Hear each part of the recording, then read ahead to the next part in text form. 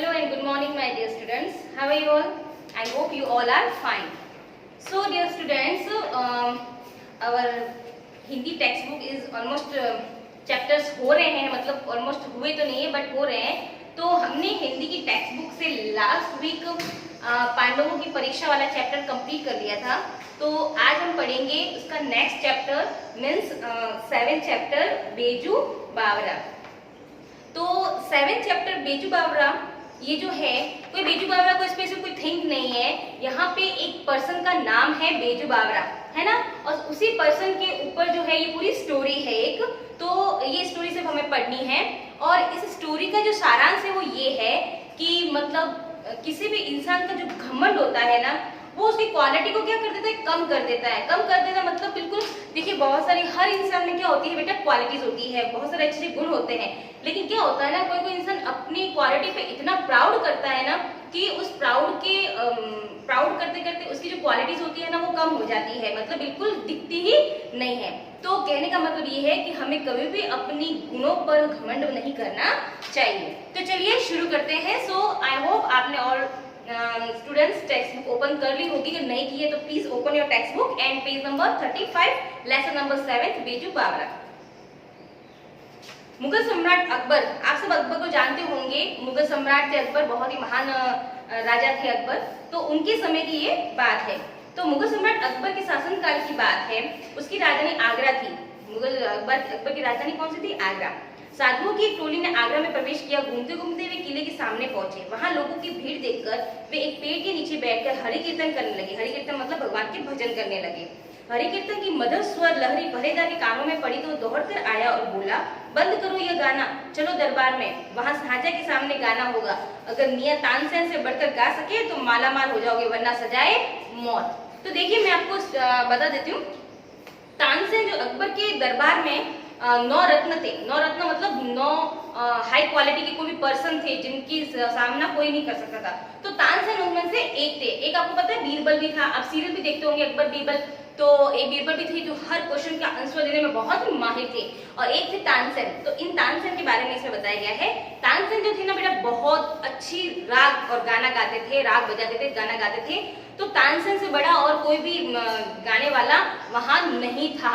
तो जब वो लोग हरि कीर्तन करने लगे तो उन्होंने सुना तो इतनी मधुर ध्वनि सुनी ना, तो उस दरबार में आकर उनको कहाँ लेके गए, वो अकबर के दरबार में लेके गए. बोले कि यहाँ गाना गाओ, अगर हमारे शाहजहां यानी अकबर को पसंद आ गया तो तुम मतलब क्या हो जाओगे, माला माल, यानी बहुत पैसे देंगे वो तुम्हें. और अगर नहीं पसंद आया तो वहां पर एक नियम था कि अगर तानसेन से खराब गा लिया वहां आके तो उनको सजाए मौत थी. तो चलिए देखिए आगे क्या होता है.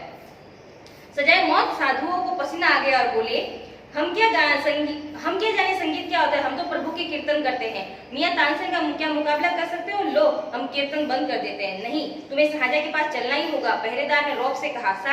साधु दरबार में पहुंचे. उनको गाना ही पड़ा. उनके कीर्तन में रस था. रस मीन्स बहुत ही मीन्स टेस्टी वाला रस नहीं, बहुत ही मधुर, है ना, एक होता है ना, बहुत सुन के अच्छा लगता है उसको रस. सुनकर दरबारी लोग हंसने लगे. संगीत सम्राट तानसेन मुस्कुरा उठे. अदब से खड़े होकर बोले, जा बना साधु है, ये संगीत क्या जाने, इनकी जान बख्शी जाए, नहीं तो कलंक लगेगा. इन्हें सल्तनत मुगलिया की हद से निकाला जाए. तो तानसेन ने अकबर से मतलब रिक्वेस्ट की कि इनको आप सजाए मौत मत दो, इनको यहाँ से निकाल दो. अकबर ने तानसेन की प्रार्थना को मंजूर कर लिया. साधुओं को मुगल साम्राज्य की सीमा से बाहर निकाल दिया गया. उन साधुओं में से एक किशोर साधु भी था. किशोर मीन्स यंग, है ना. ऐसी अनुचित आज्ञा सुनकर उनका खून खौल उठा. अब यंग है तो गुस्सा भी जल्दी आता है. तो एक यंग उसमें था, उसको बहुत गुस्सा आया, पर वह विवश था, पर वो बहुत ही मजबूर था, वो कुछ कर नहीं सकता था राजा के सामने. तो उसने मन ही मन प्रतिज्ञा की कि मैं कभी भी आने वाले टाइम में तानसेन का मुकाबला करूंगा. कला किसी की बकौती नहीं होती है. मतलब कला जो होती है ना, कोई भी कला वो किसी के अंडर में नहीं रहती है, वो हर किसी एक पर्सन के अंडर में नहीं रहती है, उसको और कोई भी इंसान सीख सकता है. तो उसने अपने मन ही मन में प्रतिज्ञा की कि मैं इस तानसेन का मुकाबला अवश्य करूंगा. किशोर साधु का नाम था बैजनाथ. क्या नाम था उसका? बैजनाथ. साधु उसे प्यार से बैजू कहते थे, है ना, उसका नाम बैजनाथ था और प्यार से उसको बैजू लाया करते थे. शंकर की दृढ़ता सिद्धि की पहली सीढ़ी है। बेजू पर संगीत ज्ञान प्राप्त करने की ऐसी धुन सवार हुई कि वह वर्षों तक सच्चे गुरु की तलाश में दर दर की खाक छानता रहा। अंत में वृंदावन में गुरु हरिदास की शरण में पहुंचकर वह वही रम गया। स्वामी हरिदास तानसेन के भी गुरु थे। कहा गया वो मतलब गुरु ढूंढने लगा जो मुझे सिखा सके। तो ढूंढते ढूंढते बहुत घुमा, आखिर लास्ट में वृंदावन पहुंचा।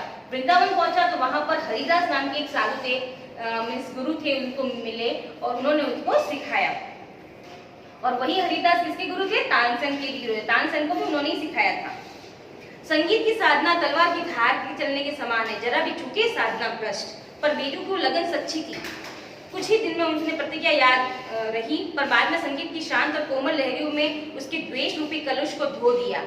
हृदय की निर्मलता, निराभिमानता से बेजू की कला निष्कलुष होकर चमक उठी।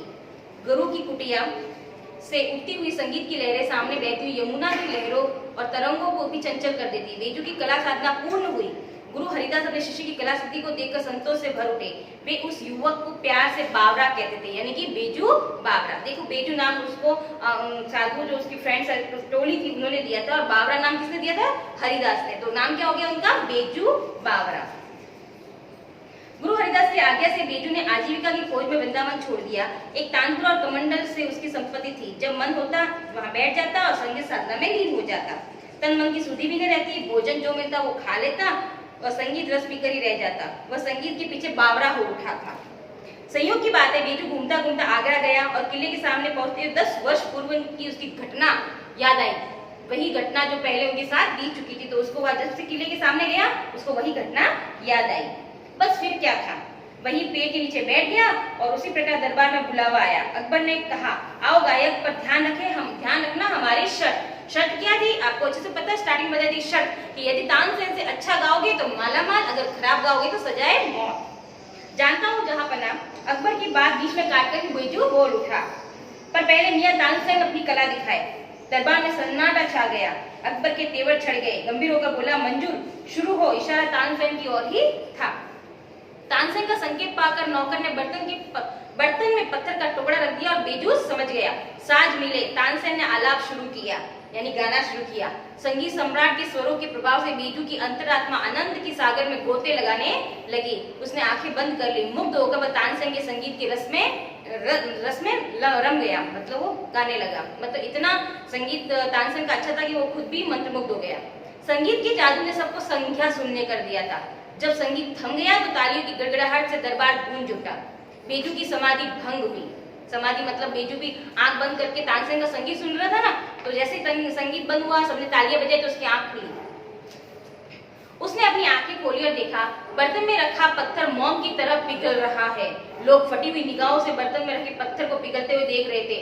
तानसेन ने झट से एक जोड़ी मंजीरें उस पिघलते हुए पत्थर पर रख दिए। संगीत की जादू भरी लहरियां शांत हो गई तो पत्थर की चटपटाहट भी मानो शांत हो गई। धीरे धीरे वह ठंडा होकर जम गया। उसने रखी मंजीरें भी वही जम गए। तानसेन ने गर्व से अकबर की ओर देखा, बोला, जहांपना, अब यह नौजवान इन मंजीरों को निकाले। अकबर की आंखें खुशी से चमक उठी। दरबारियों ने हर्ष ध्वनि की। बेजू बोला, जहांपना, मैं हाजिर हूँ, पर मुझे पहले एक मौका मिले। मंजूर, पर ध्यान रहे। क्या मतलब है कि मंजूर पर ध्यान रहे कि मुझे मंजूर है, मैं तुम्हें मौका दे रहा हूँ, लेकिन ध्यान रहे कि अगर तानसेन से अच्छा गाया तो मालामाल, वरना सजाए मौत। जी ध्यान है, पहले ढेर सारे कीमती गहने, हार, कंगन, कड़े, झुमके मंगवाए जाए। बेजू के स्वर में उतावली थी और निर्भीकता भी थी। निर्भीकता मतलब कोई डर नहीं था। बड़ी कठिनाई से उसने अपने आप पर काबू रखकर अकबर ने इशारा किया। इशारे की देर थी, फर्श पर गहनों का ढेर लग गया, है ना। पर्दे की ओट में बैठी बेगमों में गहने देने की होड़ लग गई, है ना। बेजू ने आसन संभाला। अब बेजू आसन पर बैठ गया। गुरु को स्मरण किया, हरिदास को, अपने गुरु को स्मरण किया, याद किया उनको। फिर तानपुरा मिलाकर आलाप शुरू किया। सुनकर तानसेन का माथा ठनका और शेर ने सवा शेर को पहचान लिया। थोड़ा सा बड़ा है चैप्टर बेटा। Now the last page. Baiju तन में होकर गाने लगा। तन में मतलब तन मन से गाने लगा। दरबारी झूमने लगे। अकबर रोमांचित हो उठा। तानसेन अब राग द्वेष भूलकर संगीत समाधि में डूब गया। दरबार का कोना कोना संगीत में हो उठा। कौन गा रहा है, कौन सुन रहा है, किसी को किसी भी चीज का ध्यान नहीं था। लगता था कि किसी ने सब पर जादू कर दिया। संगीत लहरियों से प्राप्त आनंद ने सबको संज्ञा शून्य कर दिया। सबको संज्ञा शून्य मतलब सब एकदम निशस्त होकर वहां पर बैठ गए, क्योंकि वो सब संगीत में इतने डूब गए थे। संगीत के थमते ही लोगों ने आंखें खोल दी, पर अगले ही क्षण उनके आश्चर्य का ठिकाना न रहा। दरबार में हिरणों का एक झुंड बेगमों के गहनों को गले और सींगों में लटकाए हुए खड़ा था। बेगमों ने देखा तो उनकी चीख निकल गई। हिरणों को सुधी आई और वे बड़बड़ाकर भाग निकले और किले के पीछे जंगल में अदृश्य हो गए। वाह वाह, किस स्वर से दरबार गूंज उठा। सहज गंभीर अकबर भी वाह वाह कह उठा। तानसेन तो खुशी के मारे मानो झूम ही उठे। उसे उस युवक की ऐसी संगीत की आशा न थी। तानसेन को लग रहा था कि ये इस मेरे से भी ज्यादा बेटर नहीं गा पाएगा, परंतु जैसे ही बेजू ने गाना पूरा किया, सब इतने खुशी से झूम उठे। स्वयं तानसेन भी थे ना बेटा, वो भी मतलब खुशी से झूम उठे। तो बेजू आसन से उठा और बोला, जहांपना, अगर मियां तानसेन बेगमों के गहने मंगवा दे तो मैं भी मंजीरें निकाल दूं। सुनते ही तानसेन का चेहरा फक हो गया मतलब फीका पड़ गया, उदास सा हो गया। चेहरा लटका, उसने चेहरा लटका दिया, क्योंकि अब जो हिरन जो आए थे ना, वो अपने सारे गहने जो है ना अपने सींगों में वगैरह लटका के वो तो भाग गए और अदृश्य हो गए किले के पीछे। तो अब उनको ढूंढना बहुत ही मुश्किल था। तो बेजू ने शर्त रखी कि अगर ये हिरन से गहने वापस मंगवा दे तानसेन, तो मैं भी जो पत्थर के ऊपर जो मंजीरें जम गए थे उसको निकाल कर दे सकता हूँ। उस सन्नाटे में अकबर तानसेन की मजबूरी समझ गया। अकबर को अच्छे से पता है तानसेन ये सब नहीं कर सकता, तो अकबर उसकी मजबूरी को समझ गया।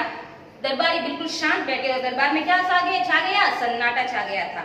सन्नाटे को भंग करते हुए बेजू ने कहा, जहांपना, कला किसी की बकौती नहीं होती है, मतलब किसी की जागीर नहीं होती है, एक का ठेका नहीं होता है किसी भी कला का।